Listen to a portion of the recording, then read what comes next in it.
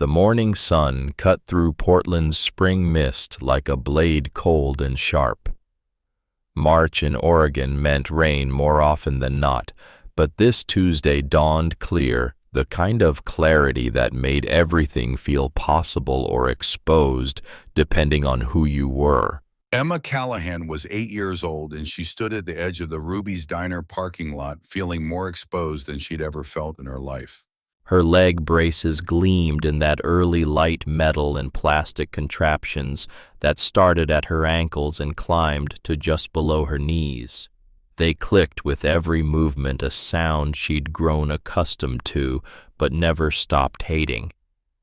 The braces kept her upright, kept her mobile, kept her from collapsing when her cerebral palsy made her muscles tighten and spasm. But they also made her slow, so painfully slow. And right now, slow meant dangerous. The crossing guard, who usually stood at the intersection of Morrison and 5th, was gone. Emma had checked the bathroom at the elementary school before leaving, just for a minute, maybe two, and when she came back outside, the guard had vanished. Probably assumed all the kids had crossed. Probably didn't know about the little girl with braces who took twice as long as everyone else. Emma stared at the crosswalk. 3 lanes of morning traffic.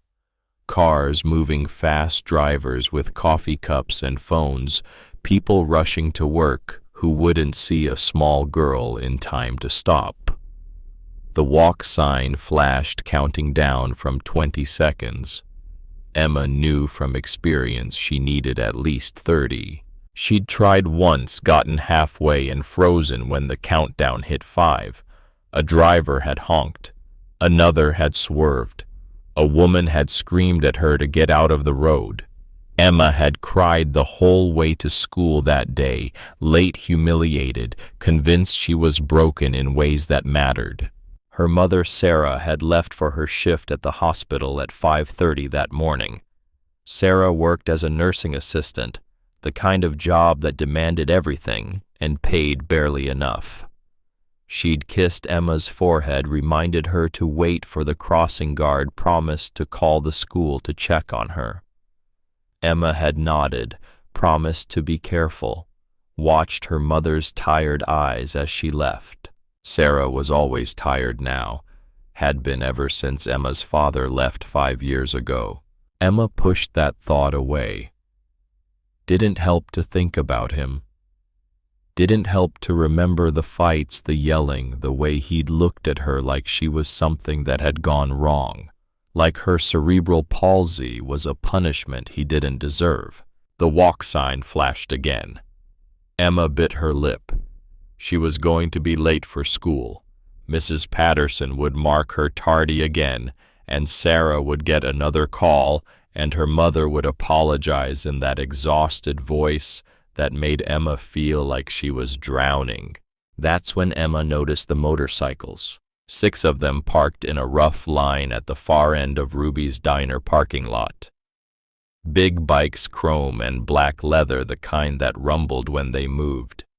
And sitting on or standing near them were 6 people who looked exactly like the kind of people Emma's mother had always told her to avoid. Men in leather vests covered with patches, tattoos visible on thick forearms, beards and weathered faces, and an air of danger that made Emma's stomach clench.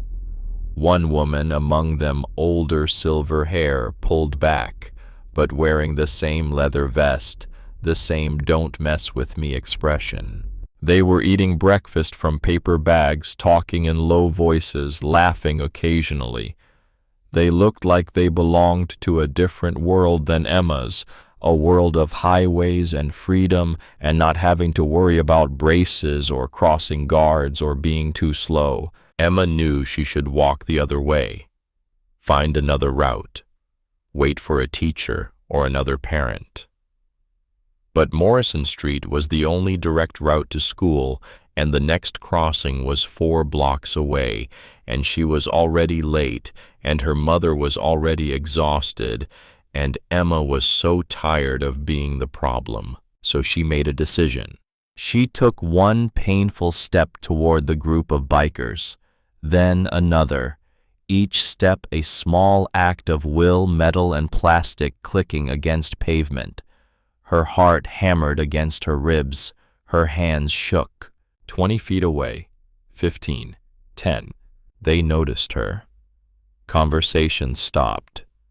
6 pairs of eyes turned to watch this little girl with leg braces dragging herself toward them with obvious effort. Emma's courage nearly failed. These were not her people. These were not safe, predictable, the kind of adults who volunteered at schools and smiled at children. These were strangers who looked dangerous, who probably had better things to do than help a disabled kid cross a street. But Emma thought about her mother crying on the phone last week, talking to Grandma about physical therapy bills. Thought about the $2,400 a month they couldn't afford. Thought about Sarah working 2 jobs and still coming up short. Thought about being 8 years old and already feeling like a burden too heavy to carry. And Emma decided that being brave wasn't about not being scared. Being brave was about being scared and asking anyway. "Please, mister," she said, her voice trembling but audible. She looked at the biggest man in the group, 6'4", easily shoulders, like a linebacker, arms covered in ink. "Can you help me cross the street? I'm late for school and the crossing guard left and I can't make it by myself." The parking lot went silent. The big man stared at her. His face was hard, weathered by sun and wind and whatever life he'd lived before this moment. A scar ran through his left eyebrow. His hands were the size of dinner plates. Then something extraordinary happened. His face softened in a way that transformed him entirely. The hardness melted into something Emma didn't expect: gentleness. He walked toward her slowly, deliberately, like he understood that sudden movements might scare her. When he reached her, he knelt down, bringing himself to her eye level. "What's your name, sweetheart?" His voice was deep but warm, like distant thunder that promised rain instead of destruction. "Emma," she whispered. "Emma Callahan." "Emma Callahan," he repeated like her name mattered. "I'm Marcus. Most people call me Hammer. These are my brothers and my sister." He gestured to the others without looking away from her face. "Tell me what you need." Emma felt something loosen in her chest. He wasn't dismissing her, wasn't annoyed, wasn't looking at her like she was an inconvenience. "I have cerebral palsy." She explained, the words coming faster now. "I use these braces to walk, and my mom usually drives me, but she had to work early today, and she told me to wait for the crossing guard, but I was in the bathroom, and when I came out she was gone, and the light changes so fast, and I tried, but I can't." Hey, Hammer said gently, putting up one massive hand.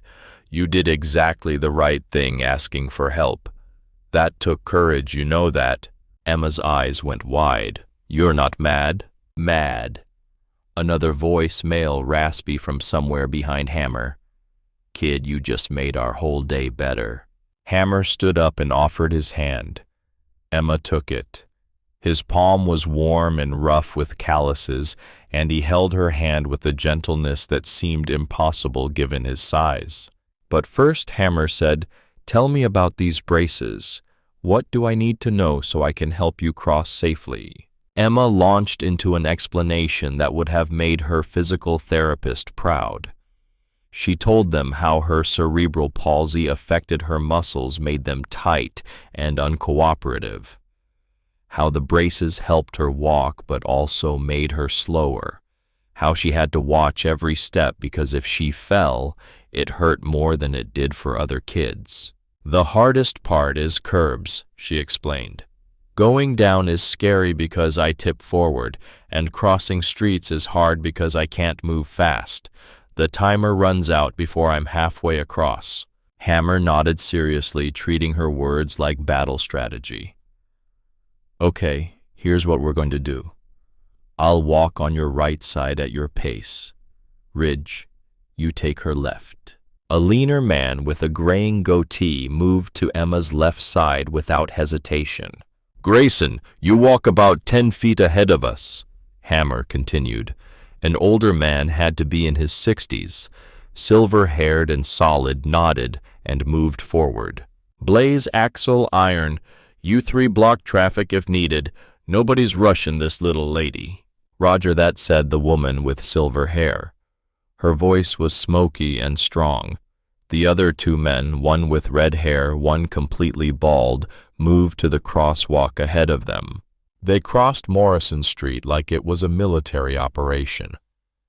Blaze, Axel, and Iron walked into the crosswalk first, holding up their hands to oncoming traffic. Every single vehicle stopped. Not one person honked. Not one person complained. Something about 6 leather-clad bikers making a human barricade commanded immediate respect. Hammer took Emma's hand gently. Ready? Emma nodded, gripping his massive hand with her small fingers. They started across, one slow step at a time. Click, step, click, step. Hammer matched her pace exactly, never rushing, never pulling.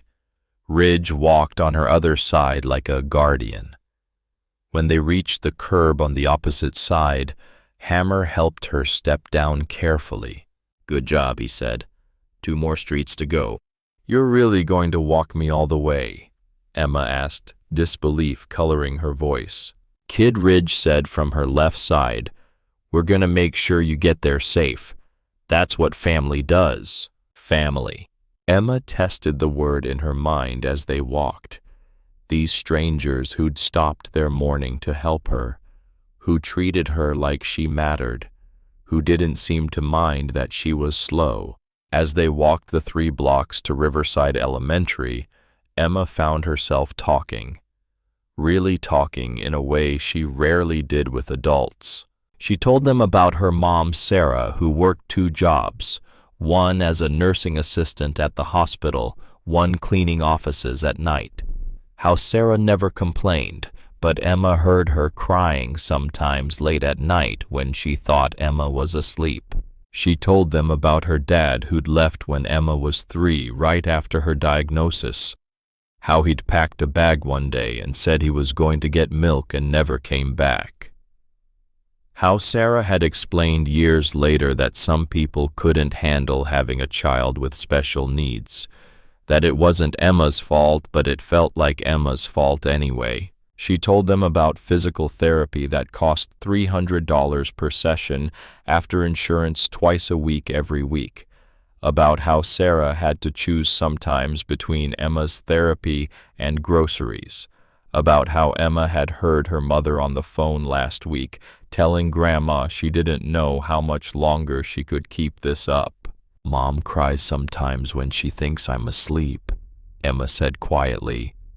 I heard her on the phone saying she doesn't know how she's going to pay for my therapy next month. Insurance doesn't cover enough. Hammer's jaw tightened. Emma felt it more than saw it, a tension that ran through his whole body. She glanced up at him, worried she'd said something wrong, but his eyes were kind when he looked down at her. Your mom sounds like a warrior. She is, Emma said, but I think even warriors get tired. They'd reached Riverside Elementary by then.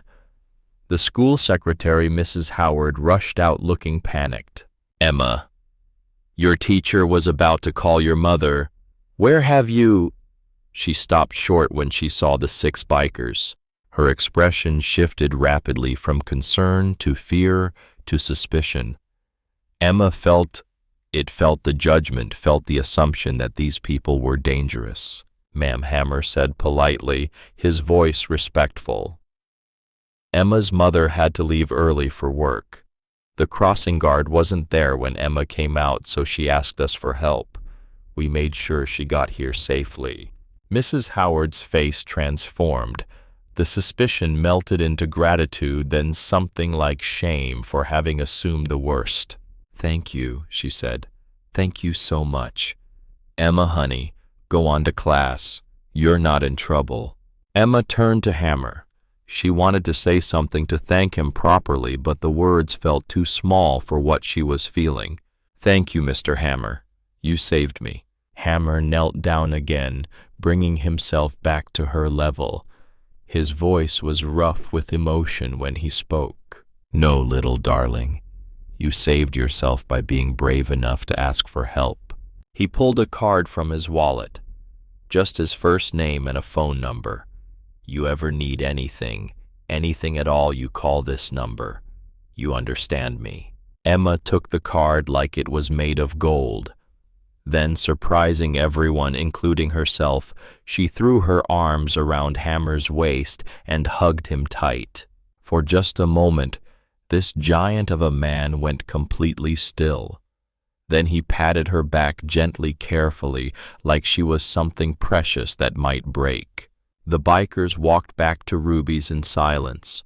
Emma watched them go from the school steps until they disappeared around the corner. Then she went to class, where Mrs. Patterson marked her present, and Emma tried to focus on math problems, but kept thinking about Hammer's kind eyes and Ridge's steady presence, and the way they'd all treated her like she mattered. Back at Ruby's, the bikers climbed on their motorcycles. Blaze started his engine, then killed it, looked at Hammer. "We doing something about this?" Hammer sat on his bike, hands on the handlebars, staring at nothing. Thinking about Emma's braces clicking on pavement. Thinking about a mother working herself to death. Thinking about a little girl who thought she was a burden. Thinking about Lily, his daughter, dead 10 years this coming June. Lily had been 7 when the drunk driver hit them. Jennifer Hammer's ex-wife had been driving Lily back from her grandmother's house. An F-150 ran a red light doing 65 in a 35 zone. Jennifer survived with a broken collarbone and 3 fractured ribs. Lily never made it to the hospital. Marcus Thompson had died that day too, in a way. The man who came back from Iraq with PTSD and too many ghosts, but at least had his little girl to live for. That man ended when they told him Lily was gone. Hammer had been born from the ashes. Hard, unbreakable, someone who'd seen the worst and survived it. But Emma's eyes, bright and scared and brave, had reached something in Hammer he thought had died with Lily. Some capacity for gentleness he'd forgotten he possessed. "Hell yes, we're doing something," Hammer said finally. "Emma needs help, and that woman's breaking her back trying to provide it. We're going to find out exactly what they need." That evening, Hammer called the number Emma's mother had listed on the school's emergency contact form. Sarah Callahan answered on the second ring, her voice exhausted in a way that spoke of double shifts and worry that never ended. "Miss Callahan, my name's Marcus Thompson. I met your daughter Emma this morning when she needed help crossing the street to get to school." There was a pause. Then, "Oh my God, the school called and told me. I'm so sorry she bothered you." "Ma'am, she didn't bother anyone. She was brave and smart to ask for help, but I'm calling because Emma mentioned some things while we walked her to school, and I'd like to talk to you about maybe helping out." Another pause, longer this time. "I don't understand." "My motorcycle club. We do community work. We help families in need. Would you be willing to meet with me and a few of my brothers this weekend? Just to talk. No obligations." Sarah's voice cracked. "Why would you want to help us?" Hammer looked at the photo he kept in his wallet. Lily at age 6, missing her front teeth, grinning at the camera. He'd failed to protect her. He'd failed to save her. But maybe he could show up for another little girl who needed someone. "Because your daughter reminded me why I'm still here," Hammer said simply. and because nobody should have to carry everything alone. He heard Sarah's breath catch, heard her trying not to cry. "Okay," she whispered. "Okay, yes, we'll meet you." That Saturday, Hammer Blaze, Axel Ridge Grayson, Iron and Tank. The club's financial expert, a former accountant who turned his back on corporate America and found brotherhood instead, met Sarah Callahan and Emma at Ruby's diner. Emma's face lit up like Christmas when she saw them. She was already sitting in a booth with her mother, and she waved so enthusiastically that she nearly knocked over her water glass. Sarah looked exhausted in the way of people who work too much and sleep too little. Early 30s but worn down by circumstance. Pretty in a faded way, like a photograph left too long in the sun. Her eyes were wary when the bikers approached. Hammer understood that wariness. She'd probably had promises before that turned out to be empty air. Iron slid into the booth across from them. At 53, she'd been with the Iron Brotherhood for 15 years. She was the club secretary, better at these conversations than Hammer, better at making people feel safe. Miss Callahan Iron began, her voice warm. "Thank you for meeting with us. I know this must seem strange." "It's Sarah. And yes, it's unexpected." Sarah glanced at her daughter, who was beaming at the bikers like they were celebrities. "We did some research this week," Iron continued gently. "We know Emma's physical therapy costs about $300 per session after insurance, and she needs 2 sessions a week. That's $2,400 a month. We also know your insurance doesn't cover her adaptive equipment, and she's going to need new braces soon as she grows." Sarah's eyes filled with tears. "How do you—" "Because we asked," Tank said. He was a mountain of a man, 6'5" and solid muscle, but his voice was surprisingly soft. "And because the Iron Brotherhood runs benefit rides all year, we raise money for causes we believe in." "We want to help," Emma Iron said, "but more than that, we want to be there for her. Walk her to school on days you can't. Be extra eyes and hands. Be family." Emma grabbed her mother's hand. "Mom, please. They're nice." Hammer held my hand so gently when we crossed. Sarah looked at these rough-looking bikers who were offering what felt like a miracle. Her voice shook when she spoke. "What do you want in return?" "Nothing," Hammer said flatly. "No strings, no expectations. Just a little girl who needs a hand up, and a mother who's doing an incredible job but could use some backup." Sarah broke down then, just completely shattered, tears streaming down her face, while Emma patted her arm, and the bikers sat quietly, giving her space to feel everything she'd been holding in. "Thank you," Sarah finally whispered. "Thank you." The Iron Brotherhood moved fast. Within a week, they'd organized a benefit ride for Emma. Word spread through the motorcycle community, not just Iron Brotherhood, but clubs from across Oregon and Washington. People who'd never met Emma but understood the code, you protect those who need protecting. 200 bikers showed up on a Sunday morning, each paying $20 to ride. Local businesses donated items for a silent auction, everything from gift certificates to a refurbished motorcycle that sold for $3,000. The event raised $14,000 in a single afternoon. Sarah cried through most of it.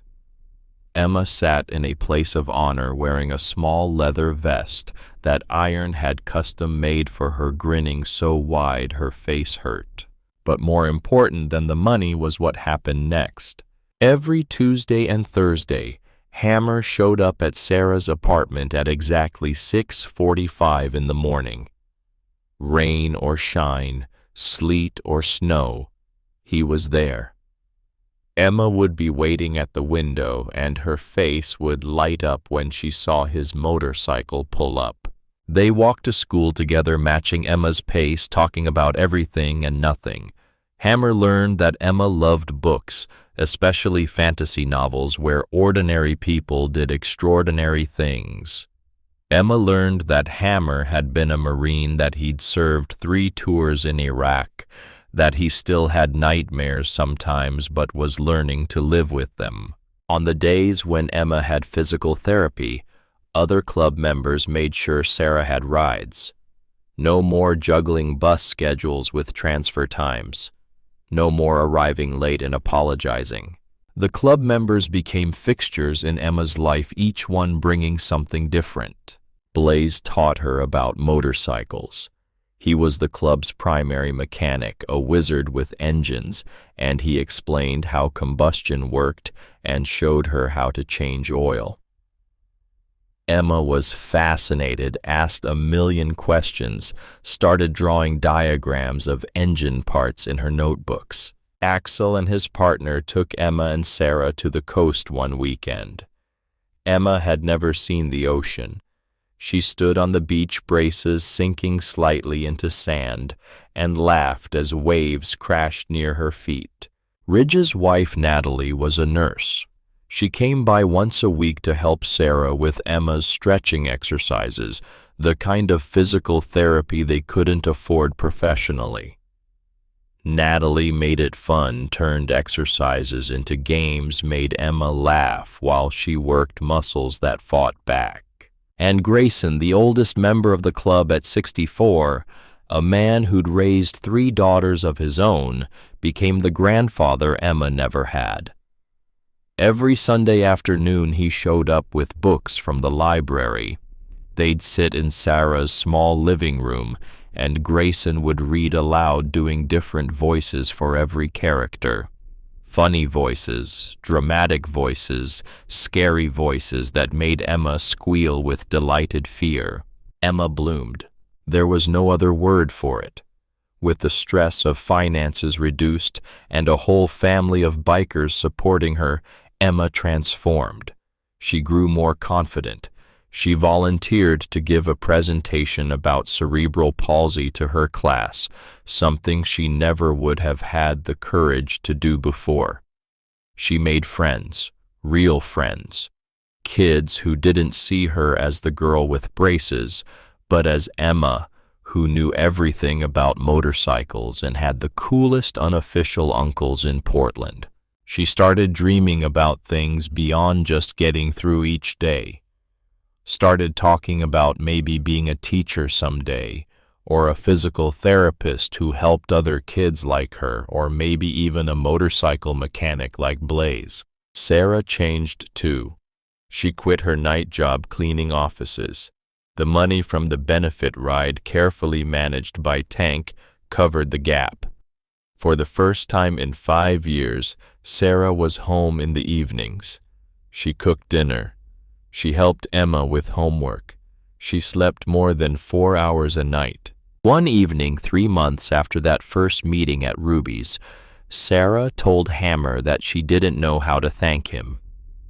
They were standing outside her apartment while Emma played with a toy motorcycle inside. "You gave me my daughter back," Sarah said. "I mean, she was always here, but I was so exhausted I was barely present. Now I actually get to be her mom, not just someone who worries about bills all the time." Hammer shook his head. "You were always her mom. We just helped lighten the load." "Why?" Sarah asked. "I still don't understand why you care so much." Hammer was quiet for a long moment. "Then I had a daughter, Lily. She died 10 years ago. Car accident." Sarah's hand flew to her mouth. "Oh God, I'm so sorry." "I couldn't save her." Hammer continued, his voice rough. "I wasn't there. I was working late, and Jennifer, my ex-wife, was driving her home, and I wasn't there. For a long time after, I didn't want to be anywhere.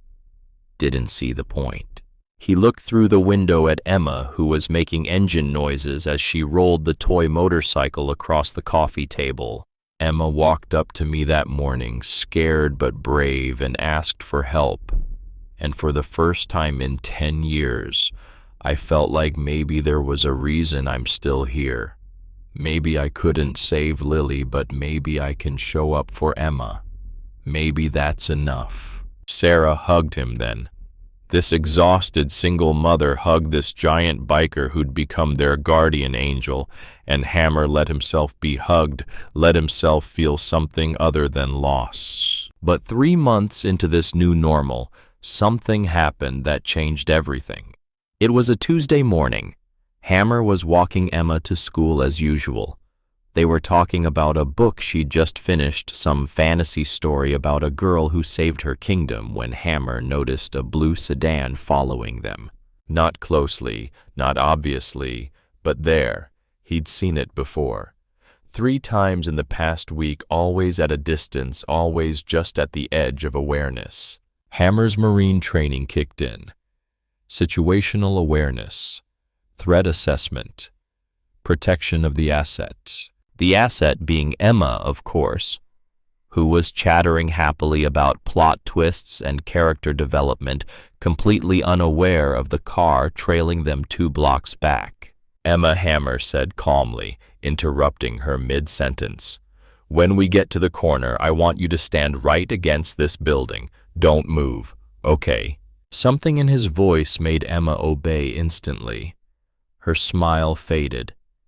She pressed herself against the brick wall of a closed shop, suddenly small and scared. The sedan pulled up alongside them. The window rolled down. The man who leaned out was in his late 30s, clean-cut, handsome in a practiced way. His smile didn't reach his eyes. "Hey, Emma," he said.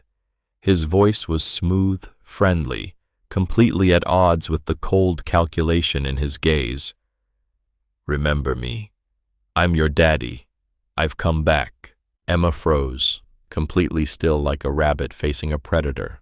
Hammer stepped between her and the car, his body blocking her completely. His voice, when he spoke, was deadly calm, the kind of calm that came before violence. "Drive away, now." The man's smile widened. "That's my daughter. I've got rights. You've got nothing. You abandoned her 5 years ago. You don't get to roll back up now." The man, David Callahan, had to be leaned back in his seat like he had all the time in the world. "I heard she got herself a whole bunch of money raised. And I heard about Aunt Evelyn's will. Funny how news travels, isn't it?" Hammer's blood ran cold. "I'm her father," David continued. "I've got legal rights to be in her life, legal rights to make decisions about her medical care and her finances. You can't keep me away from what's mine." "She's not yours. She stopped being yours the day you walked out." David's smile turned ugly. "I'll be back with a lawyer. You tell Sarah I'm coming for what's mine." He drove off. Emma was shaking so hard her braces rattled. Hammer pulled out his phone and called Blaze. "We've got a problem, a big one." By noon, the entire Iron Brotherhood was gathered at the clubhouse. Sarah sat in the center with Emma on her lap, both of them terrified. The bikers surrounded them in a protective circle, not menacing but solid, unbreakable. Sarah explained with a voice that kept breaking. "David Callahan. He'd left when Emma was 3, right after the cerebral palsy diagnosis. 5 years of nothing. No child support, no phone calls, not a single birthday card. He told me Emma was God's punishment for my sins." Sarah whispered, her arms tight around her daughter. "He said he couldn't look at her without feeling disgusted. And now he's back. Now he wants her. He's after the money," Iron said flatly. She'd been doing research on her laptop for the past hour. "Look at this. David Callahan has a criminal record. Fraud, petty theft, assault charge that got dismissed on a technicality. He's got debts all over Portland, but he's still her biological father." Sarah said, her voice small and scared. "What if he has legal rights? What if he can take her?" "That's not going to happen," Hammer said, his voice hard as iron. You don't understand, Sarah said. He's charming when he wants to be. He could convince a judge. He could. No. The quiet voice came from the doorway. Everyone turned. A woman in her 60s stood there wearing a business suit and carrying a leather briefcase. She looked completely out of place in the biker clubhouse, but she walked with absolute confidence. Sorry I'm late, she said. I'm Margaret Blackwell. I'm a family law attorney, and I've been doing pro bono work for 25 years. Iron called me an hour ago. Sarah stood up, still holding Emma. I can't afford an attorney. I know, Margaret said gently. That's why Iron called. I work for free for families like yours, and from what Iron told me, we have a strong case against Mr. Callahan. She sat down, opened her briefcase, pulled out files. In Oregon, parental rights can be challenged and terminated for abandonment. David Callahan hasn't paid child support, hasn't contacted Emma, hasn't been involved in her medical care or education for 5 years. That's textbook abandonment. But he could still try to get partial custody, Sarah said. He could make our lives hell. That's where your iron brotherhood comes in, Margaret said with a small smile. We're going to document everything. Every time someone from the club helps Emma, we document it. Every therapy session, every school walk, every benefit ride. We create a record showing that this community has provided Emma with a stable, loving, supportive family structure. We demonstrate that David Callahan's sudden reappearance would be damaging to Emma's emotional and physical well-being. Hammer leaned forward. What do we need to do? First, we file for a restraining order based on his threatening approach this morning. Second, we file to terminate his parental rights based on abandonment. Third, and this is important, we make sure Emma is protected 24/7 until this is resolved. If he approaches her again, we want witnesses. Done, Hammer said immediately. She's never alone. Margaret pulled out another file. Her expression darkened. But there's something else you need to know. I had my investigator do some preliminary digging on David Callahan. What we found, it's worse than we thought. The room went silent. David isn't just after the $14,000 Emma's fund has right now. He's after much more than that. Margaret pulled out a document. 3 months ago, Emma's great-aunt passed away, Evelyn Brennan. Sarah, you knew her as Aunt Evelyn. Sarah nodded, confused. We hadn't spoken in years. She didn't approve of my marriage to David. She was right not to, Margaret said. And she never stopped caring about you and Emma. Evelyn Brennan named Emma in her will. The inheritance is worth $300,000. Sarah gasped. Emma looked up at her mother, not understanding but sensing the magnitude. It doesn't transfer until Emma turns 18, Margaret continued. But if David has parental rights or guardianship, he could potentially access those funds for Emma's care. And there's more. My investigator found that David has been in contact with a lawyer named Harrison Webb. Webb specializes in helping deadbeat parents regain custody specifically to access children's trust funds and settlements. He's done it 4 times before. He's very, very good at manipulating the system. That's not all, Margaret said grimly. Yesterday, David filed an emergency custody petition. He's claiming Emma is in immediate danger because she's being exposed to gang members, meaning the motorcycle club. He's got photos of you walking her to school, Hammer.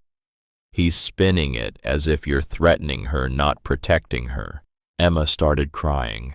Sarah held her daughter tighter, tears streaming down her own face. Hammer stood up, his fists clenched. He's using our help against her. He's trying to make us look like the bad guys. Yes, Margaret said. And here's the worst part. The emergency hearing is scheduled for Monday morning, 3 days from now. If the judge believes his narrative, Emma could be placed in his temporary custody pending a full hearing.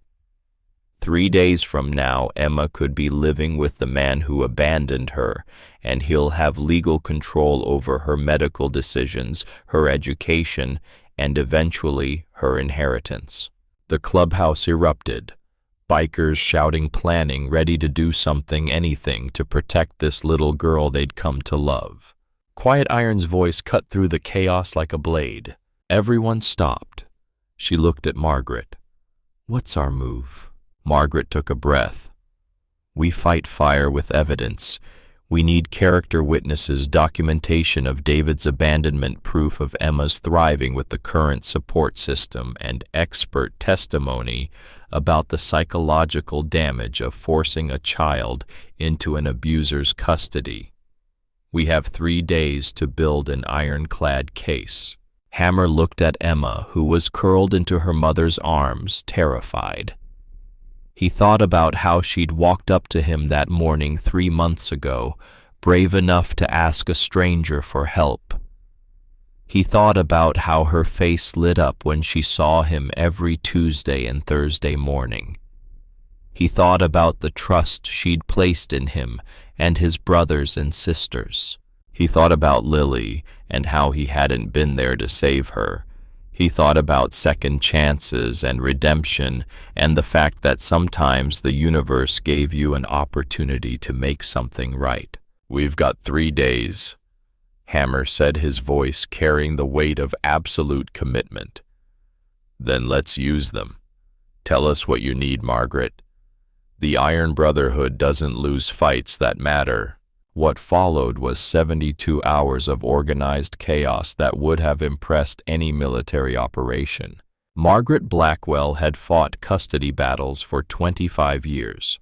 She'd seen abusive parents, neglectful parents who viewed children as paychecks rather than people. But she'd never had a team like the Iron Brotherhood working with her. These weren't lawyers or social workers. These were men and women who'd lived hard lives, who understood loyalty and protection on a visceral level, who would walk through fire for someone they'd claimed as family. Margaret gave orders, and the bikers executed them with military precision. Blaze was tasked with contacting Emma's teachers.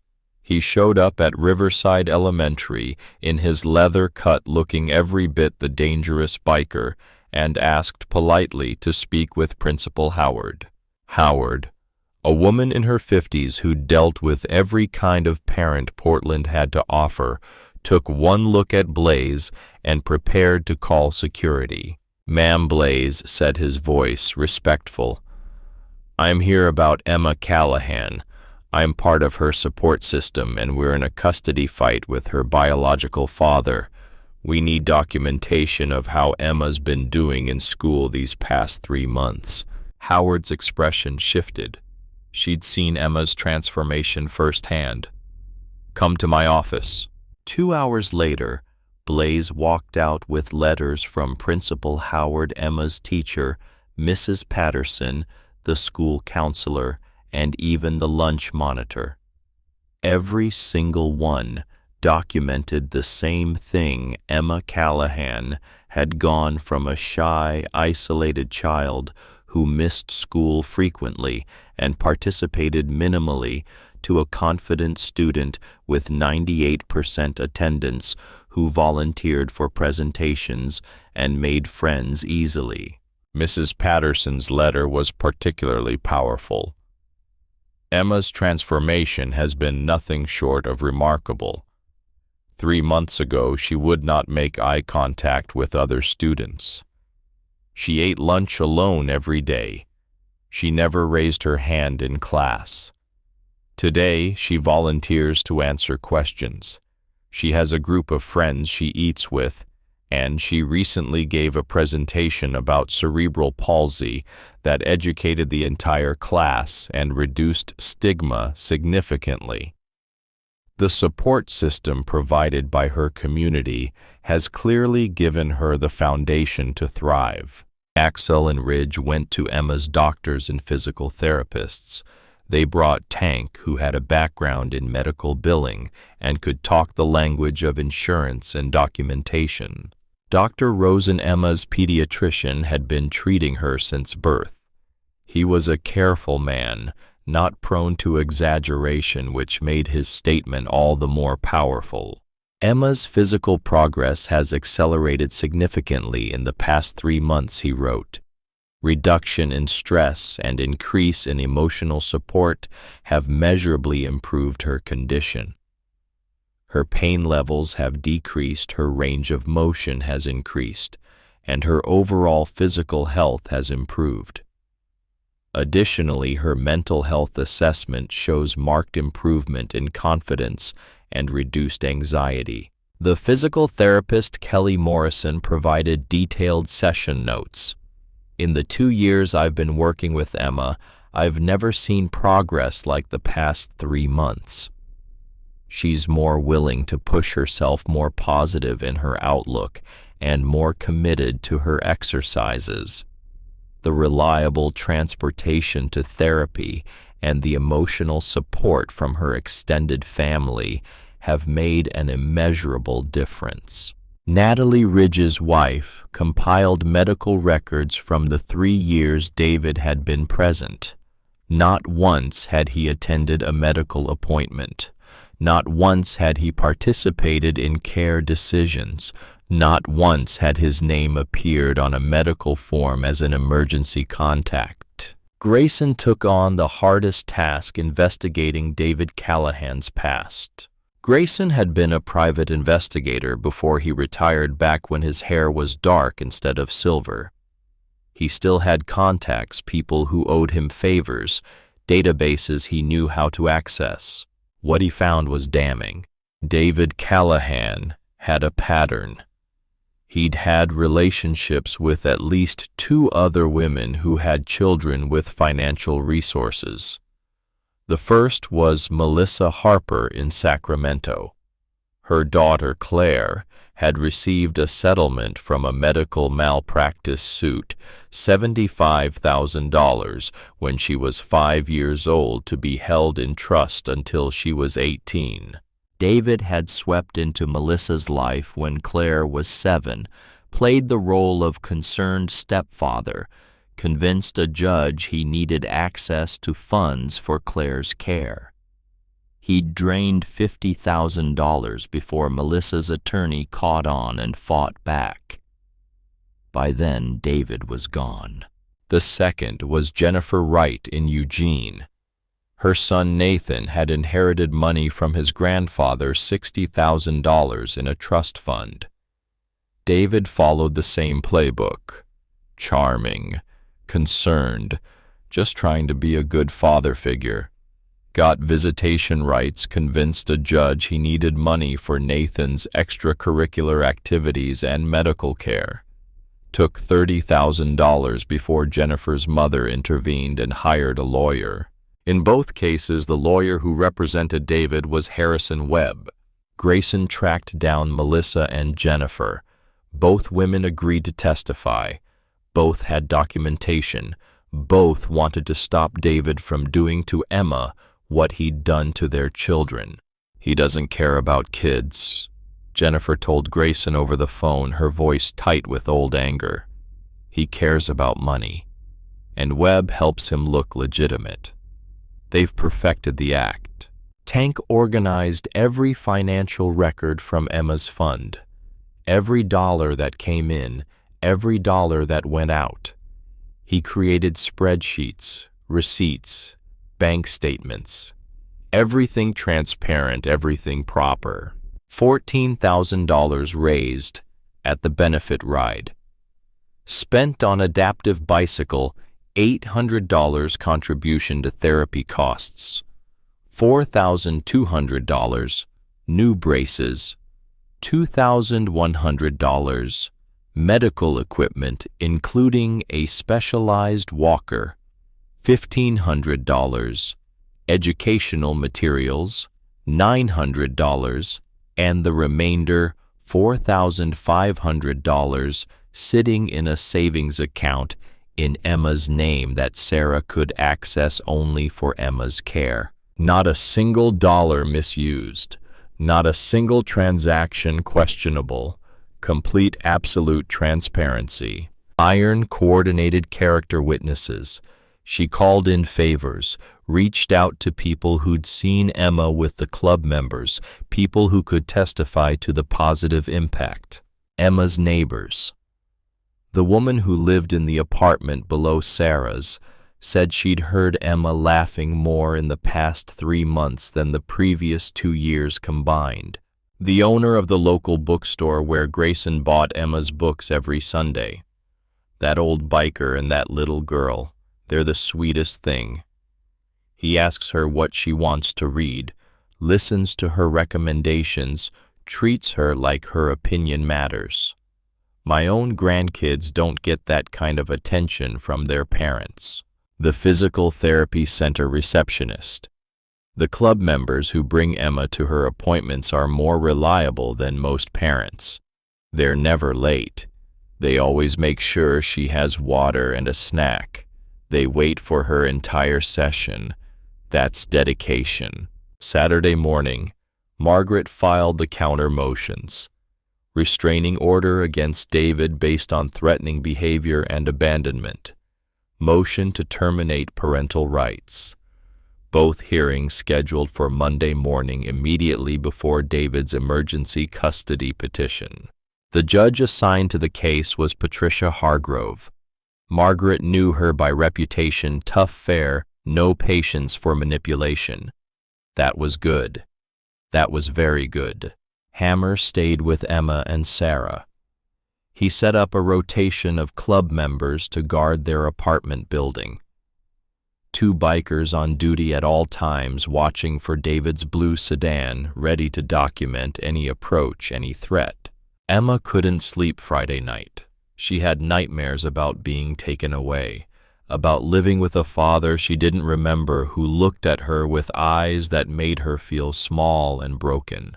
Hammer sat by her bed like Grayson did on Sundays, reading to her from one of her fantasy books. He did the voices badly, not funny bad like Grayson's voices, just awkward bad, but Emma didn't care. She gripped his hand and listened to his deep rumble reading about girls who saved kingdoms, and eventually she dozed off. Sarah found him there at 2 in the morning, still sitting beside Emma's bedbook, open on his lap, this giant biker watching over her daughter like a guardian angel made of leather and tattoos. "You don't have to stay," Sarah whispered. "Yeah," Hammer said quietly. "I really do." Saturday afternoon, David showed up. He parked across the street from Sarah's apartment building, bold as anything. Got out of his car, leaned against it, and just watched, taking photos with his phone, making it obvious, making it threatening. Hammer and Blaze were on guard duty. They watched from the lobby, every muscle tense, ready for David to cross the street, ready for him to give them a legal reason to intervene. But David was smart. He stayed on public property, smiled at them when they looked out the window, waved. Sarah called the police. They came, took a report, told David to move along.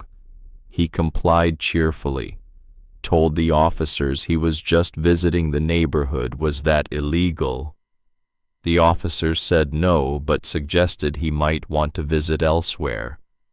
David agreed, got in his car, drove away. But he'd made his point. He could show up whenever he wanted. He wasn't afraid. Emma saw him from her window. Her small face went pale and she stepped back from the glass like David could reach through it and grab her. "He's not getting you." Hammer told her, his voice absolutely certain. "I promise you, Emma, he's not getting you." Sunday morning, Margaret reviewed all the evidence, organized it, prepared witness order, rehearsed questioning.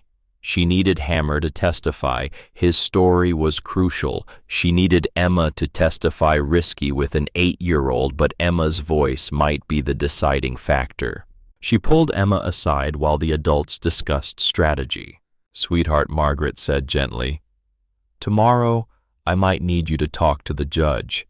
Tell her about your daddy, about Hammer, and the club, about how you feel. Can you do that?"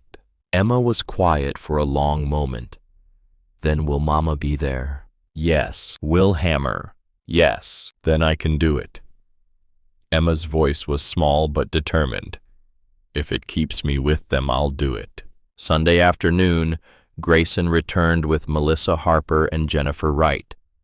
Both women had flown to Portland on their own dime, determined to stop David from hurting another child. They sat in the clubhouse, two mothers who'd been where Sarah was now, and told their stories. Melissa went first. "David was charming at first. Told me he'd made mistakes in his past but wanted to be better. Said he could be a father figure to Claire. The judge believed him because David's good at seeming sincere. Then he got access to Claire's medical fund and he drained it. Not all at once, that would be obvious. Little by little. $3,000 here for special therapy. $5,000 there for adaptive equipment we never saw. By the time my lawyer caught on, $50,000 was gone." Jennifer's story was nearly identical. The thing about David is he knows exactly what to say. He talks about wanting to be there for the child, about making up for lost time, about how he's changed. And Harrison Webb backs him up with legal language that makes it sound legitimate. They're a team. They've done this before. They'll do it again unless someone stops them. Sarah listened with tears running down her face. "How did you stop them?" "My mother hired a lawyer who fought for a year," Jennifer said. "Cost her $30,000 in legal fees. We won eventually, but Nathan's trust fund was decimated. And the emotional damage to him, knowing his stepfather only wanted him for money that took years of therapy to work through. We won't let that happen to Emma," Margaret said firmly. "We have something you didn't have: documentation from day one. We have community support they can see and verify. We have Emma herself who can tell the judge exactly what she needs." Sunday evening, Emma was doing homework, a project about heroes. Hammer sat with her at Sarah's small kitchen table, helping her with spelling. "Hammer," Emma asked quietly, "are you scared about tomorrow?" He looked at this 8-year-old girl who'd been through more than most adults, who was asking him to be honest instead of comforting. "A little," he admitted. "But mostly I'm angry. You deserve better than this, Emma.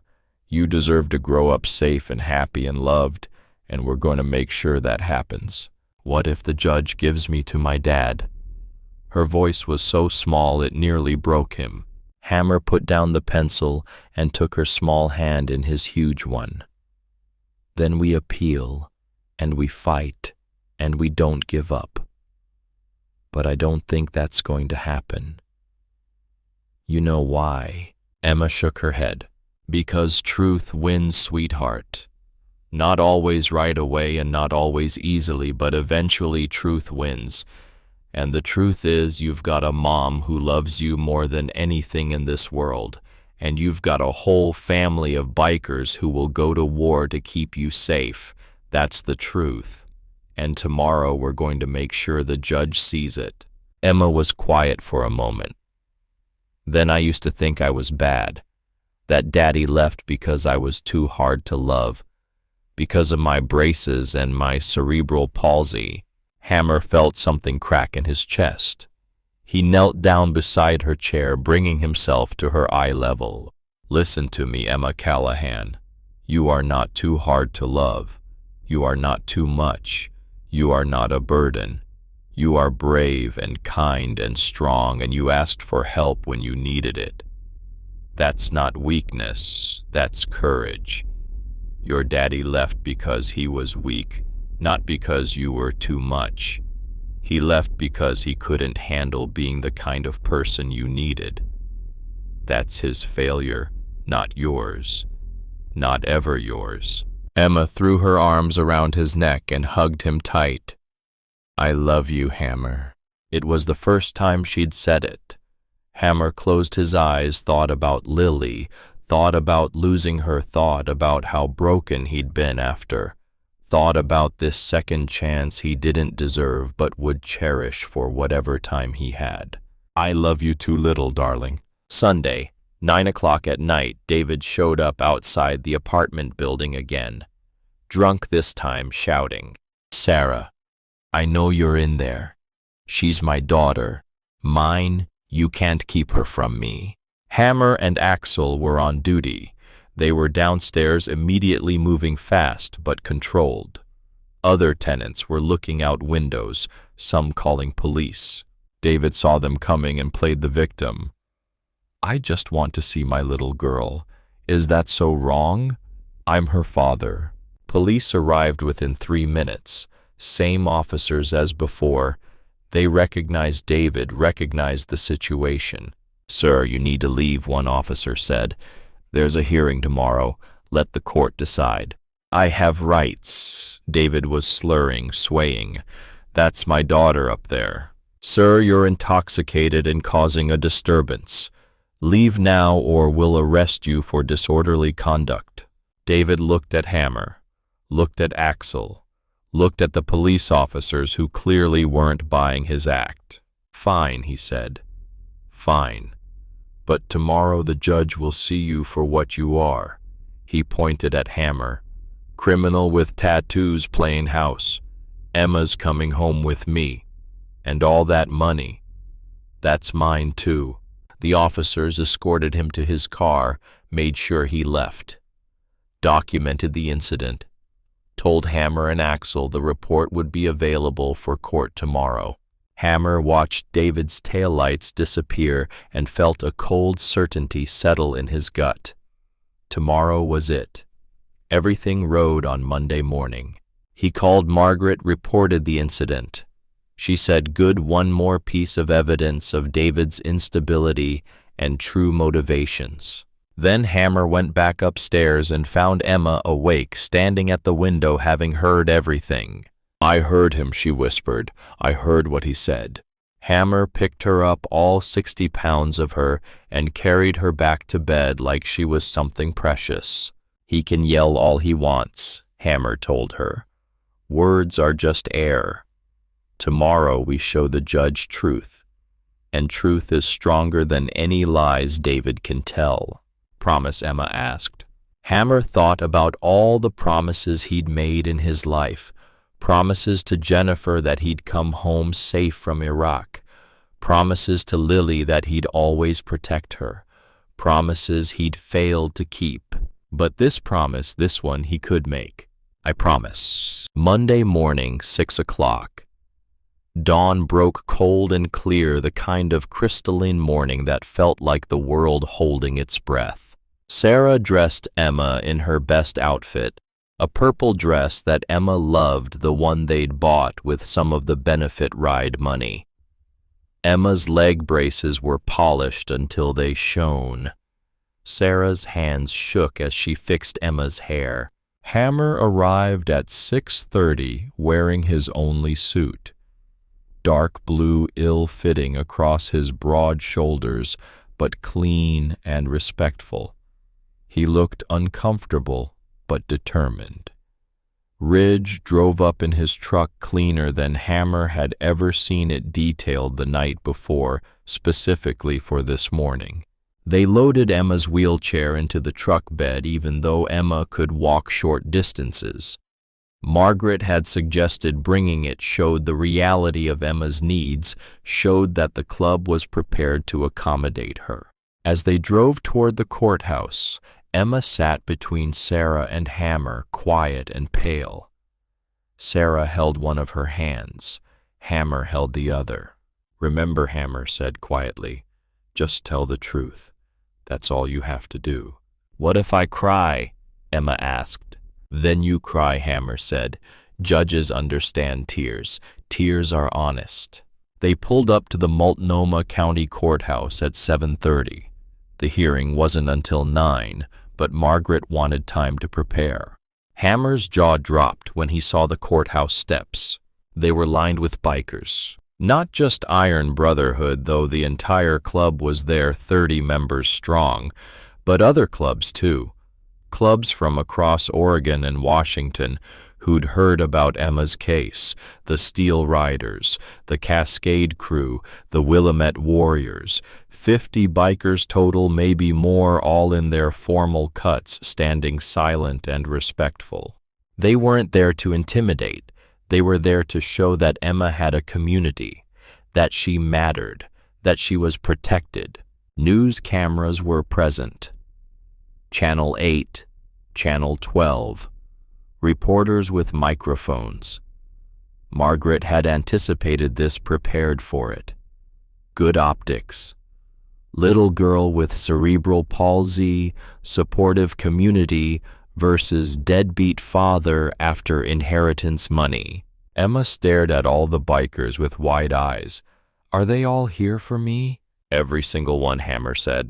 A massive biker separated from the group, 6'6", completely bald arms like tree trunks. He knelt down in front of Emma. You don't know me, little sister, he said, his voice surprisingly gentle. Name's Thor from the Steel Riders, but I heard about what you did asking for help when you needed it. That's real courage, and we're here to make sure courage gets rewarded, not punished. Emma didn't know what to say. She just nodded, overwhelmed. Inside the courthouse, they went through security.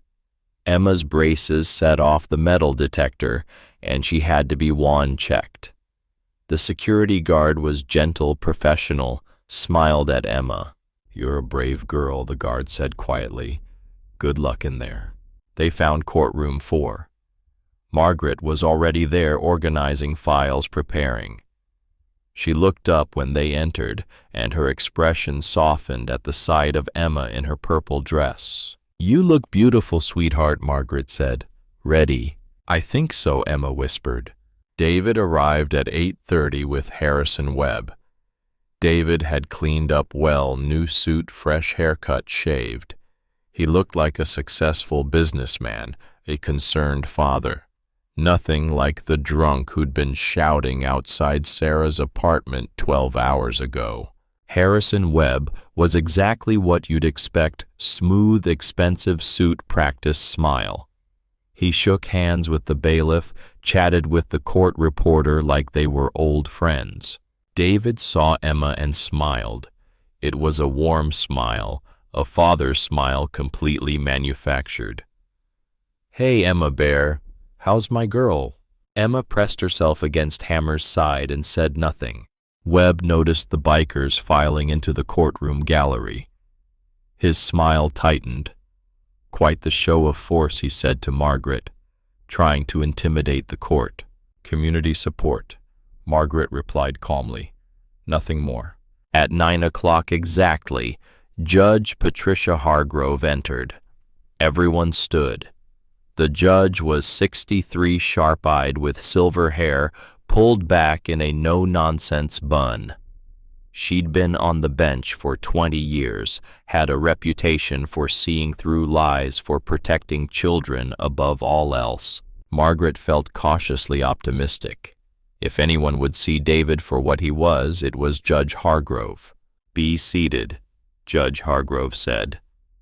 She looked at the packed courtroom, at the bikers filling every available seat, and her eyebrows rose slightly. But she said nothing, just opened the file in front of her.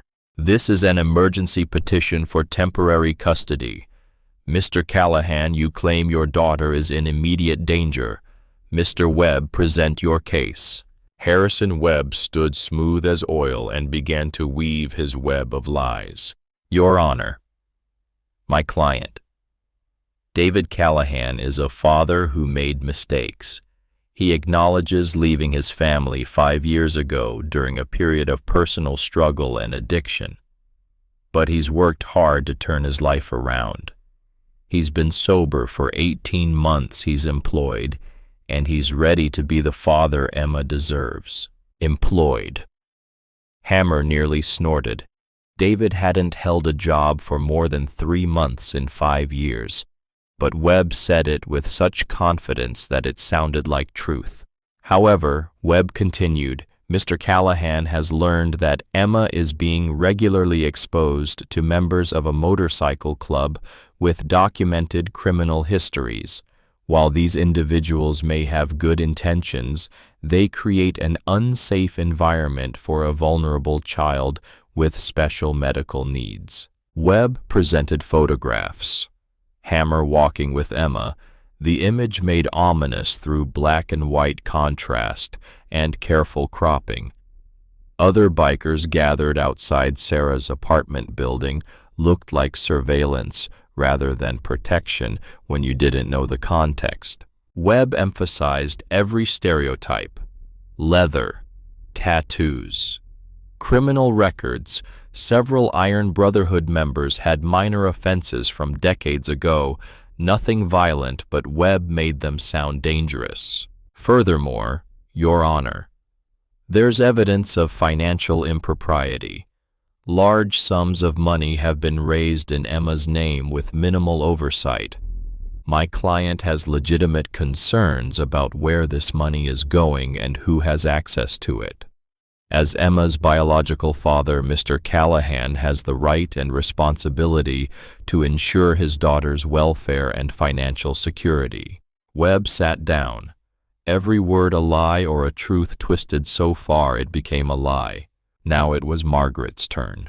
She stood calm and precise and began to systematically dismantle David Callahan's case.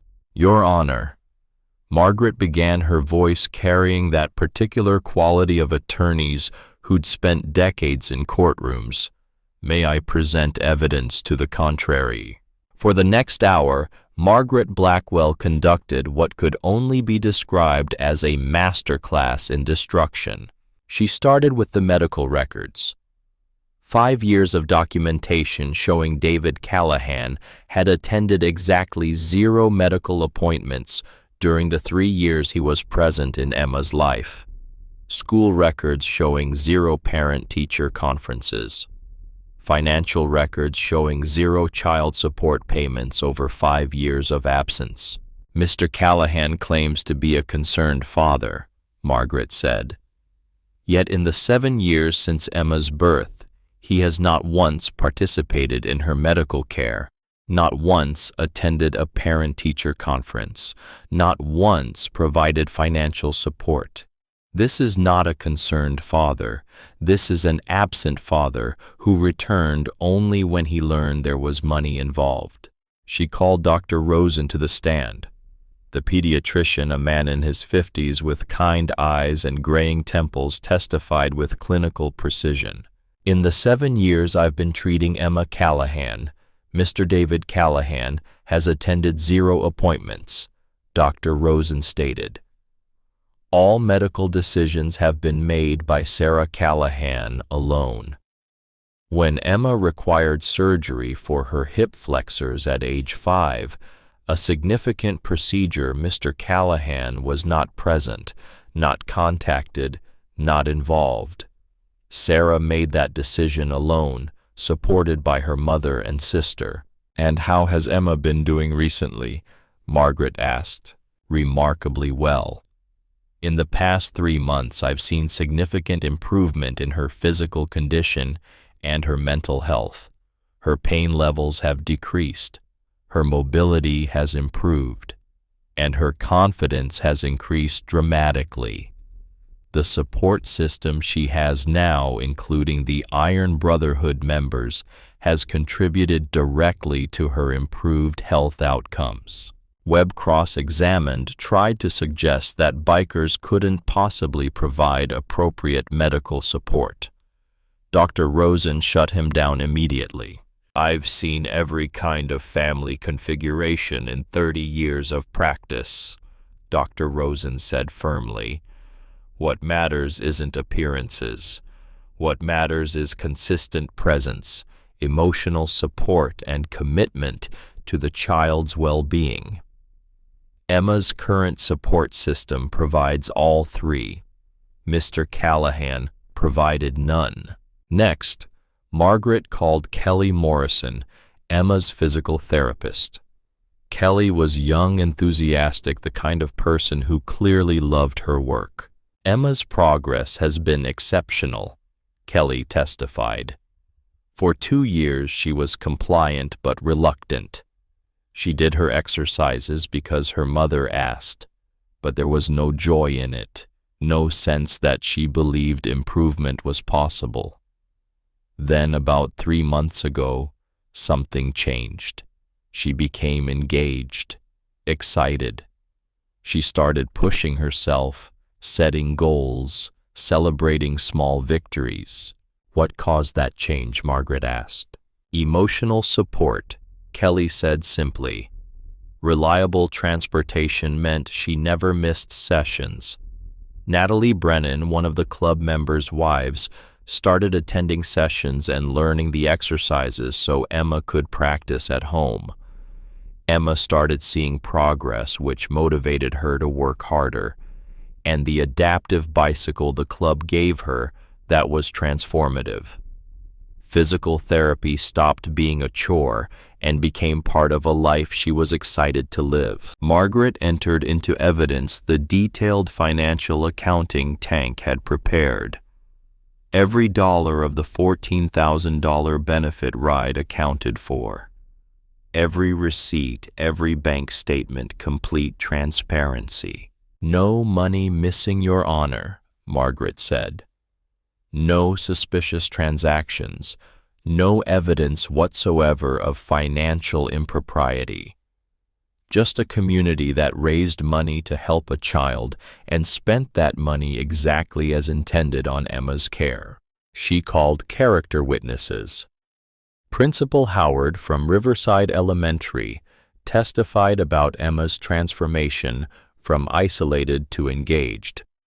Mrs. Patterson testified about Emma's cerebral palsy presentation that educated her entire class. The bookstore owner testified about Grayson and Emma's Sunday tradition. The physical therapy center receptionist testified about the club members' reliability.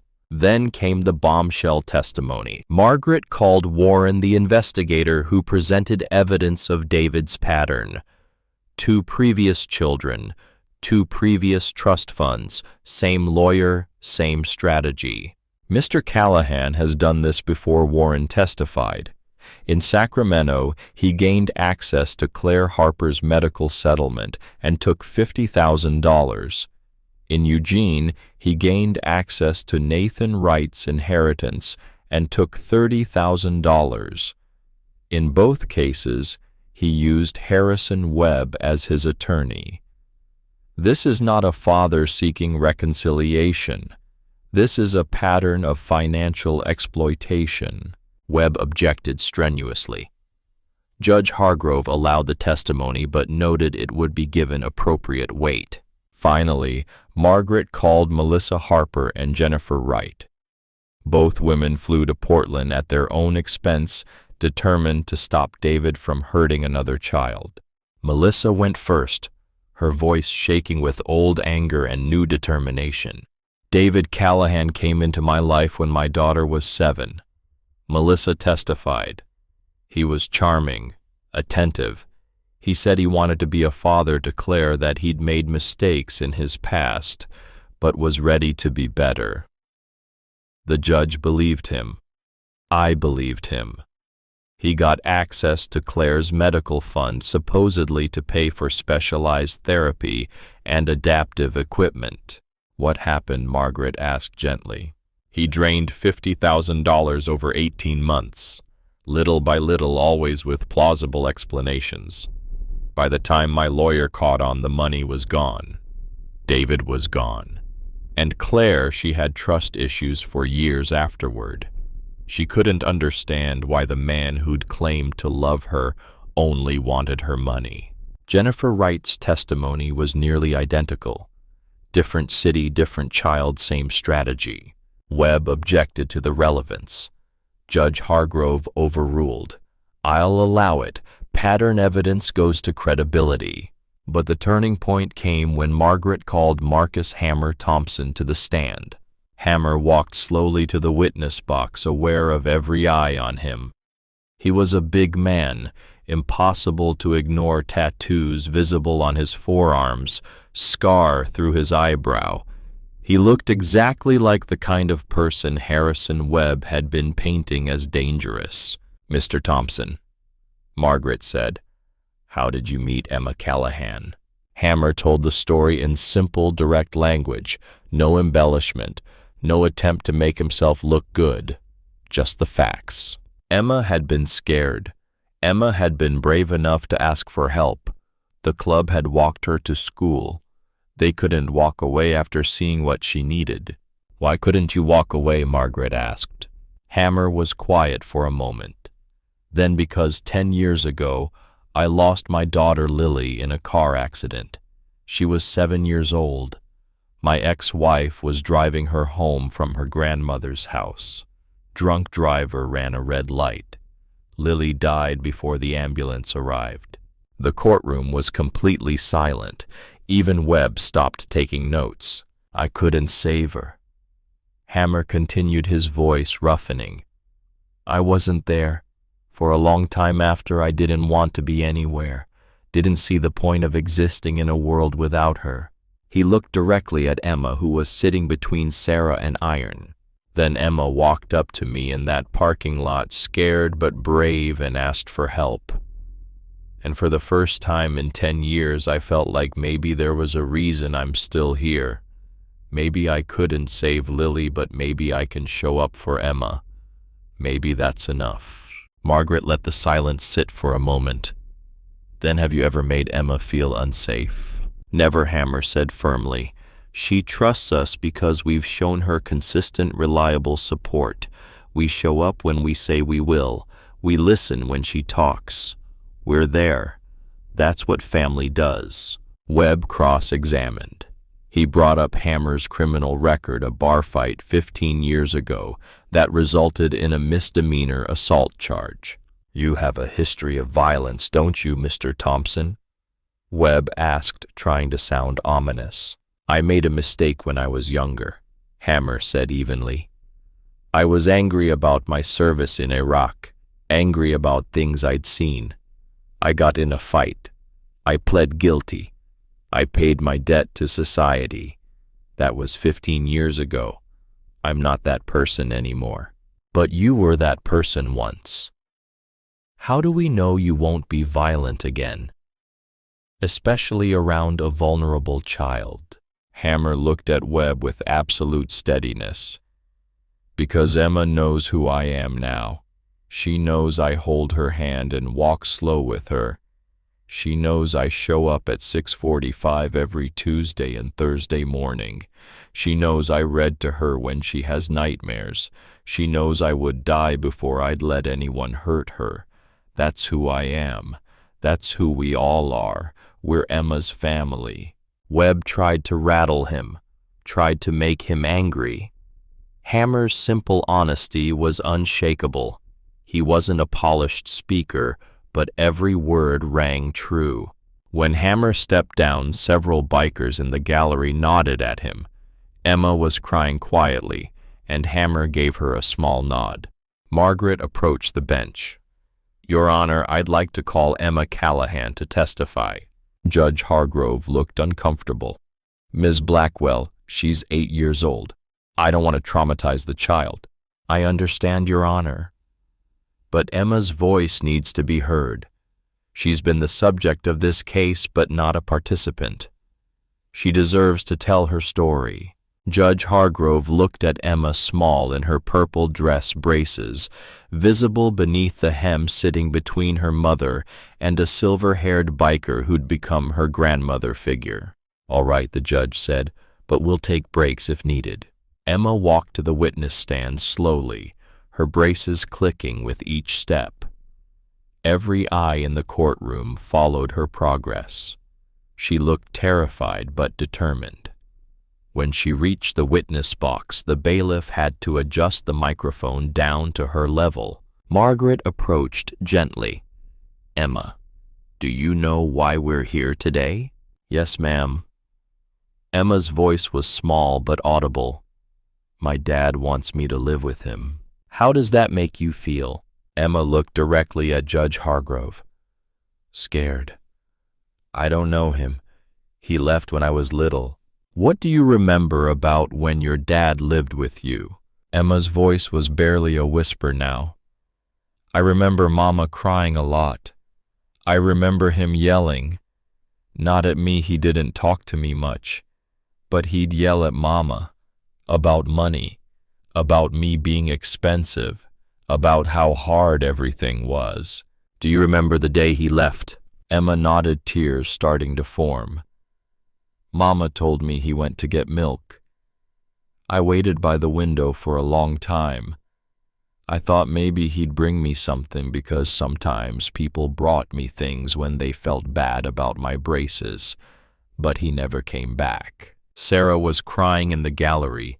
Several bikers were wiping their eyes. "I asked about him for weeks." Emma continued. "Where's Daddy? When's Daddy coming home?" Mama would say soon, but then one day, she stopped saying soon. She told me Daddy had to go away. Later, when I was older, she told me the truth, that Daddy left because taking care of me was too hard, because I have cerebral palsy and need extra help. She said some people can't handle that. Judge Hargrove leaned forward. "And how did that make you feel, Emma?" "For a long time, I thought I was the problem, that I was too broken to love. That's why Daddy left. That's why Mama had to work all the time because I cost too much. That's why Mama cried because I was hard." Emma's voice grew stronger, more certain. "But Hammer taught me I'm not a problem. He taught me that people who show up are the people who matter. And Hammer shows up every Tuesday and Thursday at 6:45 in the morning, even when it rains, even when it's freezing cold. He holds my hand and walks slow with me and never complains, not once." "Tell me about the Iron Brotherhood," Margaret prompted. "What do they do for you?" Emma's face transformed, lighting up despite her tears. "Everything. Hammer walks me to school and talks to me about books. He listens when I tell him about the stories I want to write someday. Blaze teaches me about motorcycles.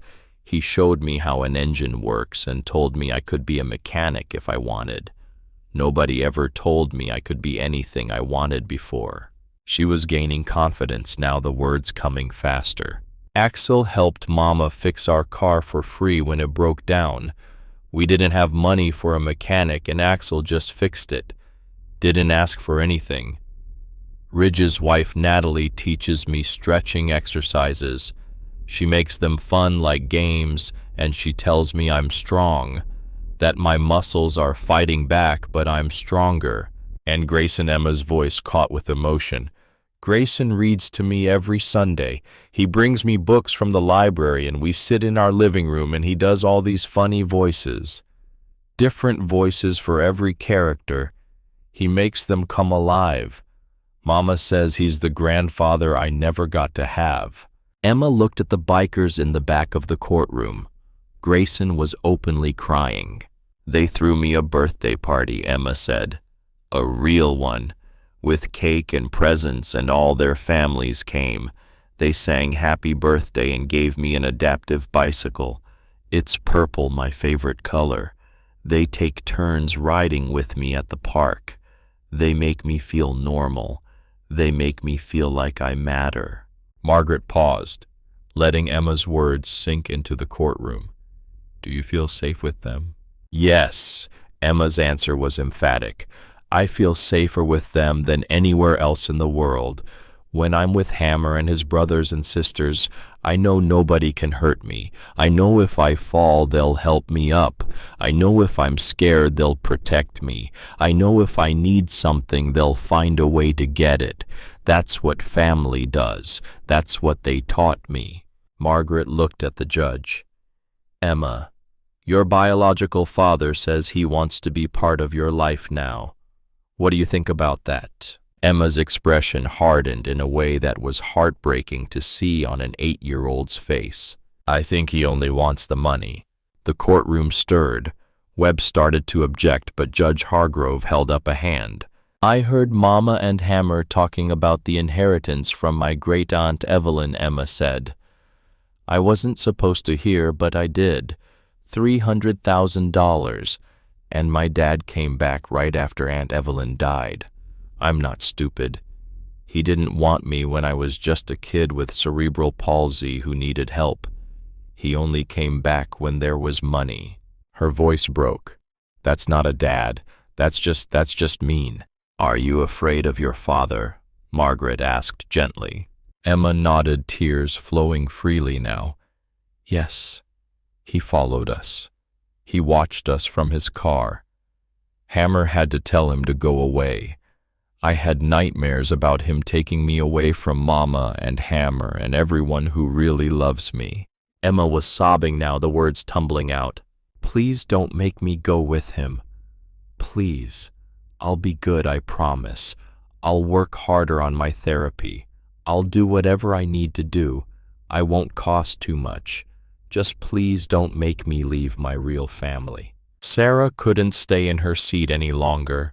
She rushed forward, unable to watch her daughter break down.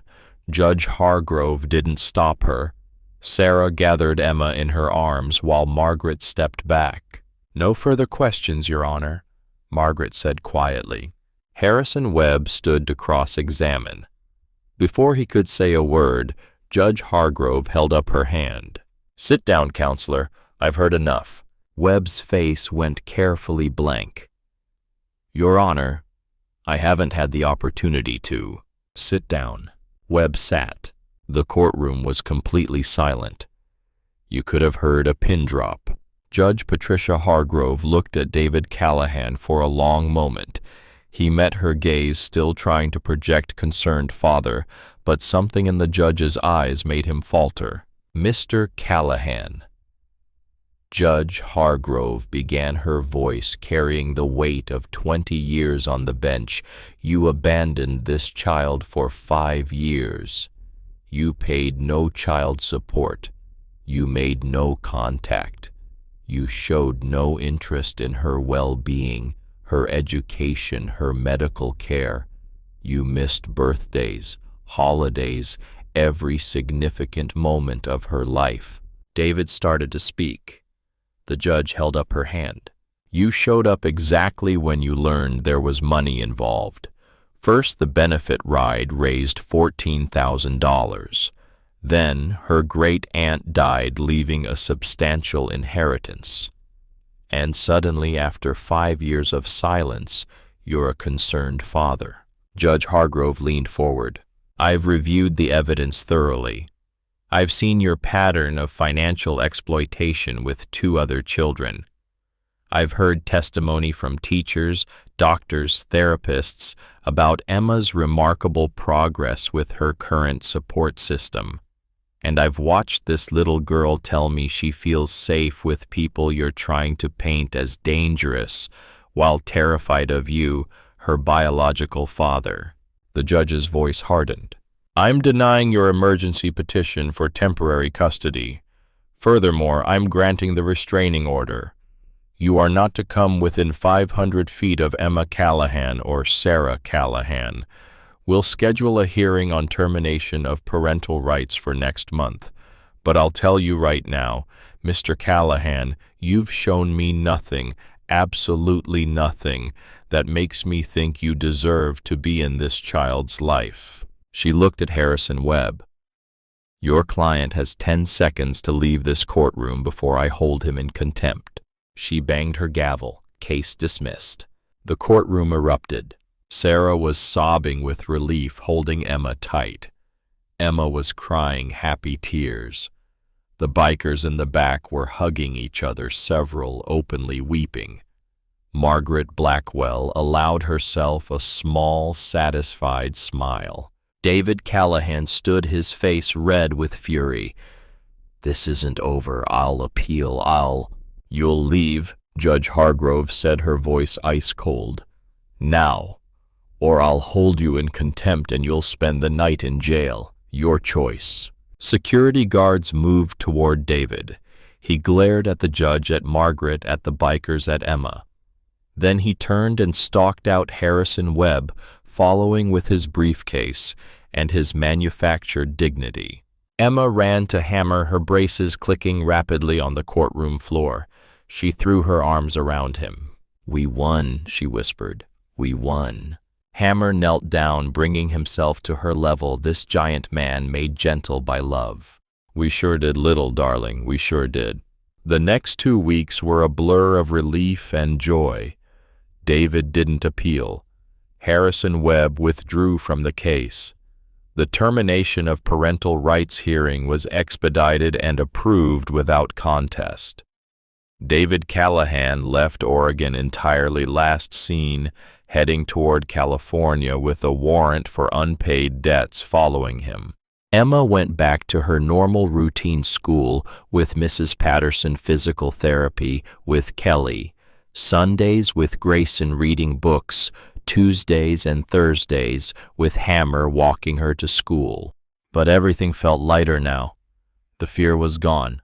The threat had been eliminated. Emma was safe. Then 2 weeks after the court hearing, a package arrived at the Iron Brotherhood clubhouse addressed to Emma Callahan. Inside was a letter from Margaret Blackwell and a legal document. Sarah opened it with Emma on her lap. Hammer and the rest of the club gathered around. She read aloud, her voice shaking. "Dear Sarah and Emma, I wanted you to know that the termination of parental rights has been finalized. David Callahan's attorney has withdrawn from any further action, and David himself has left Oregon. He won't be bothering you again." Sarah looked up, relief flooding her face. But Margaret's letter continued. "But there's something else you should know." Sarah kept reading, her voice catching. "During our investigation, we discovered that Emma's great-aunt Evelyn's will had a very specific clause.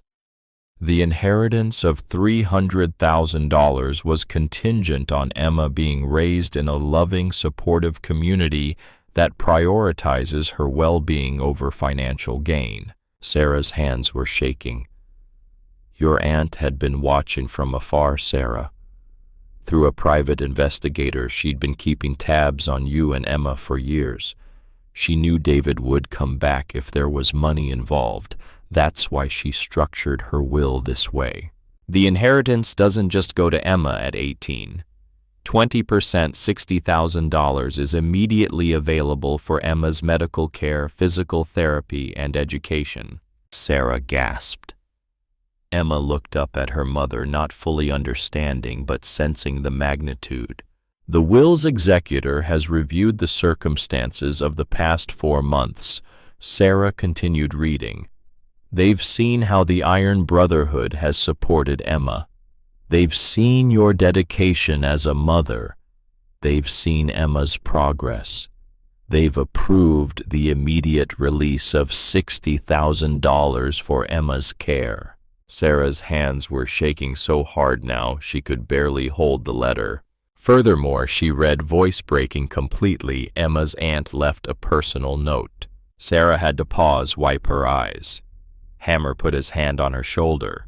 "It says, 'Tell my great niece that real family isn't always blood. Real family is who shows up. Make sure those bikers know they're the answer to an old woman's prayers.'" The clubhouse went completely silent. Then Emma spoke up from her mother's lap, her voice clear and certain. "Does this mean I can get the new braces?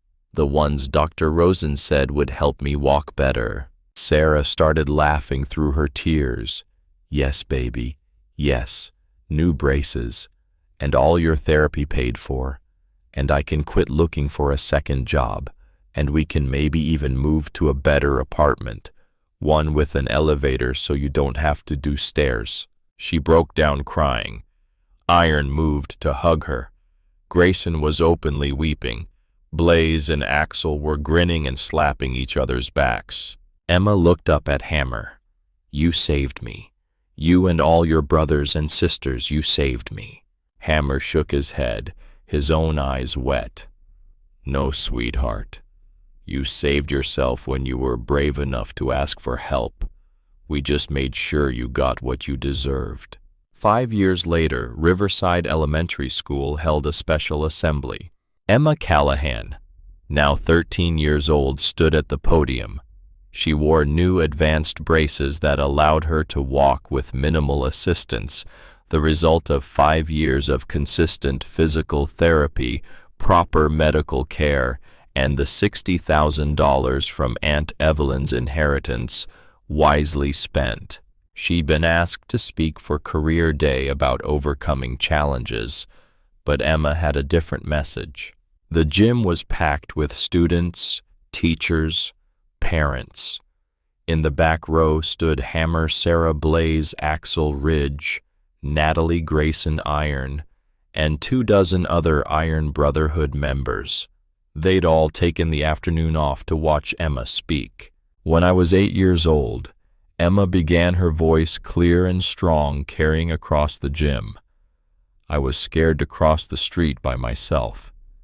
I asked the biggest, scariest-looking man I'd ever seen for help. His name was Hammer, and he was a biker. She saw some kid's eyes go wide. She smiled.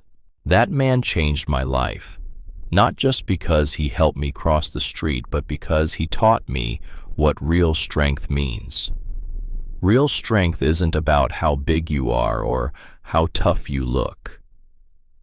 Real strength is showing up for people who need help. Real strength is choosing kindness, even when the world says you should be hard. Real strength is being brave enough to love people, even when they can't give you anything back. Emma gestured to the bikers in the back. These people became my family. They taught me that families aren't always the people you're born to. Sometimes families are the people who choose you, who show up for you, who walk beside you at your pace and never make you feel like you're too slow. She looked down at her notes, but she didn't need them. These words came from her heart. Today I can walk better than I ever thought possible. I'm getting straight A's. I volunteer at the physical therapy center on weekends teaching younger kids with cerebral palsy. I'm writing a book about my experience to help other families who are going through what my mom and I went through, and I'm not scared anymore. Emma's voice grew stronger. I'm not scared of being too much. I'm not scared of needing help. I'm not scared of people who look different from me, because I learned that the scariest looking people sometimes have the kindest hearts. She looked directly at Hammer. Thank you for teaching me that family is who shows up. Thank you for showing up. The assembly ended with thunderous applause. Kids crowded around the bikers asking questions, wanting to hear stories, asking to sit on motorcycles. Emma made her way through the crowd to Hammer. "Did I do okay?" she asked. Hammer grinned. "You did perfect. I'm so damn proud of you, kid." "Language," Sarah said automatically, but she was smiling. She stood beside Thomas Brennan, the man she'd married 2 years ago. Thomas was an accountant, steady and kind, who loved Emma like his own daughter and got along remarkably well with the Iron Brotherhood. Life had turned out better than Sarah had ever dared to dream. Emma hugged Hammer. She was taller now, but she could still wrap her arms around his waist. "I'm thinking about joining the club when I'm old enough," Emma said. "Can girls do that?" Hammer laughed. "Emma, after everything you've been through, after how brave you've been, after the way you've fought for yourself and helped other kids, You've got more biker spirit than half the members I know. When you're old enough, we'll talk." He paused. "But something tells me you're going to do something even bigger than riding with us." "Like what?" "Like maybe becoming a lawyer who helps other kids like Margaret helped you. Or a doctor who works with kids with cerebral palsy. Or starting your own organization for kids who need protecting. Whatever you do, you're going to be amazing." Emma thought about it. "Maybe I'll do all three." Hammer grinned. "Now that sounds exactly like something you would do." That evening, the Iron Brotherhood gathered at their clubhouse for their weekly meeting. Hammer stood to speak like he did every week, but his voice was different tonight, softer, more reflective. 5 years ago, he began. A little girl asked me for help crossing a street. I thought I was just walking her to school. I didn't know she was going to change everything." He looked around the room at his brothers and sisters, this collection of rough-looking people with the biggest hearts he'd ever known. "Before Emma, we did good work. We raised money. We helped people. We lived by a code. But Emma taught us something more important than any code." Hammer's voice roughened with emotion. "She taught us that the smallest act of kindness, taking time to walk slower, to match someone's pace, to see them as they are and not as the world wants them to be, that small act can change the whole damn world." Blaze raised his beer. To Emma." To Emma, the whole room echoed. Hammer added, "And to every scared kid out there who needs someone to walk beside them. May they be brave enough to ask, and may we be worthy enough to answer." Outside, the April evening was cool and clear, just like that morning 5 years ago when Emma first asked for help. Somewhere in Portland, another child might be scared, another family might be struggling, another person might need help crossing a street, literally or metaphorically. And if they did, if they found the courage to ask, they'd learn what Emma Callahan learned. That beneath the leather and tattoos and rough exteriors, some of the toughest-looking people have the kindest hearts. That real family isn't always blood. Real family is who shows up. Real family walks beside you at your pace. Real family doesn't give up when things get hard. Real family is who's there when you need help crossing the street. Hammer thought about Lily that night like he did every night. But the pain was different now, less sharp, more wistful. Lily had taught him what it meant to love unconditionally. Emma had taught him that love doesn't end when someone leaves. It transforms, continues, finds new ways to matter. He'd saved Emma by helping her cross a street 5 years ago. But the truth was, Emma had saved him first. She'd saved him from a life of existing without purpose. She'd saved him from believing his greatest days were behind him. She'd saved him from thinking that losing Lily meant he had nothing left to give. Emma had shown him that healing doesn't mean forgetting. It means finding new ways to honor what you've lost by showing up for what remains. And every Tuesday and Thursday morning when Hammer showed up at Emma's apartment at 6:45 to walk her to school, he was showing up not just for Emma. He was showing up for Lily too, for every scared child who needed someone to walk beside them, for every parent who was carrying too much alone, for every person who'd ever felt broken and believed they were too much to love. Hammer was showing up to prove them wrong, one small step at a time. One street crossing at a time, one act of kindness at a time, because that's what real family does. Real family shows up.